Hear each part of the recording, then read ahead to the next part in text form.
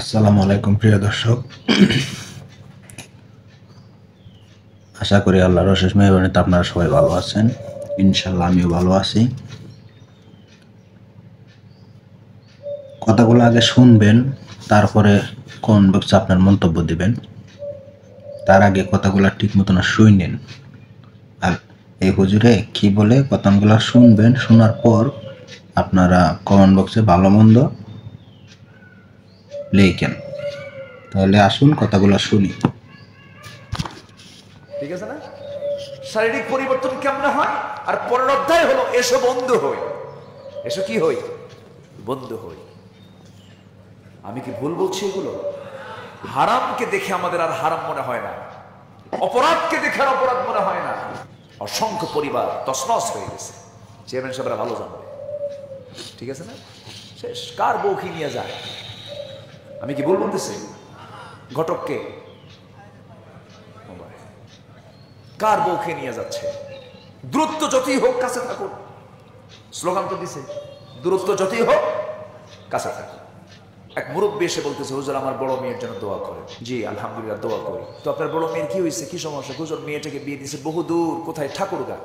চুয়াডাঙ্গার মানুষ ঠাকুরগা মেয়েকে বিয়ে দিলেন। বিয়ের ঘটককে? হুজুর মোবাইল। ঘটককে? তো বললাম মোবাইল কিনে দিলেন কেন? হুজুর দিতে চাইনি তো, সায়েন্সে পড়ে, অনলাইনে ক্লাস। অনলাইনে ক্লাস করতে করতে যে আরেকটা ক্লাস খুলছে তা তো জানে না হুজুর। মেয়ে নাই 3 দিন, কোনো খোঁজ খবর নাই। 3 দিন পর বলতেছে মুরব্বী, 3 দিন পর ফোন আসলো। ফোন ধরেই বলতেছে, আব্বু আমরা ভালো আছি। কি বলতেছে? আমরা মানে কি? আমরা মানে কি বলেন? ছিল আমি, হয়ে গেছে কি আমরা। এখন আব্বাকে বলে, আব্বা রাগ করো না, যা হয়েছে হয়েছে, আমরা সকল আইনি কাজ সম্পূর্ণ করে ফেলেছি। মানে আইনের হুমকিও দিচ্ছে। কি কথা কি বুঝতেছেন আপনারা? আজকে এই মোবাইল অসংখ্য পরিবার আগুন ধরিয়ে দিয়েছে। ইমান আছে না নাই? আর আজকের অনেক মুসলিম পরিবারের বউ, তাদের মধ্যে ইমান আসতে বলে, ইমান নাই। ঘরের মধ্যে বসে থেকে সিনেমা হল বানায় রাখছে, আছে না?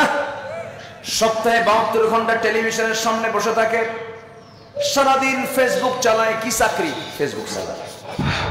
এখন তো বড় চাকরি এটা, অবসর কর্ম।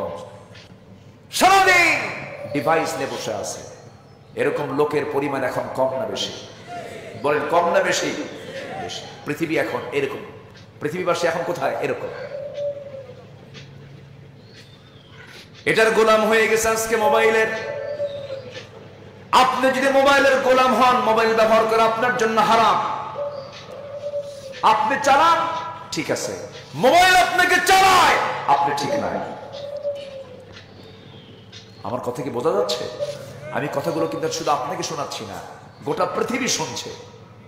গোটা পৃথিবী এই আলোচনাগুলো কালকে সব চলে যাবে। কোন এক বেচারি তার মেয়েকে বিয়ে দিছে হলো ঢাকার ট্যানারি এলাকায়। মেয়েকে বিয়ে দিছে ট্যানারি এলাকায়। যারা গেছেন দুর্গন্ধে খেতে পারবেন না।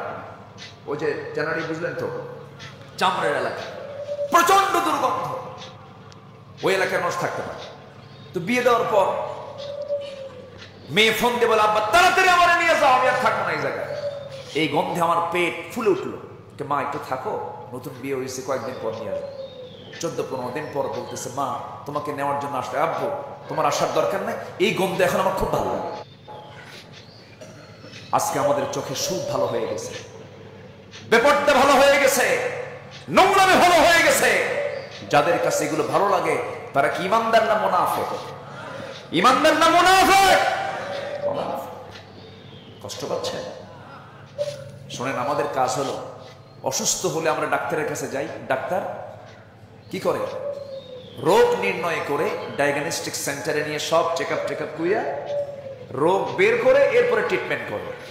আমাদের দায়িত্ব হলো সমাজের কোন কোন ভুলগুলো আছে, মাহফিল আমাদের ধরার দরকার আছে না নাই?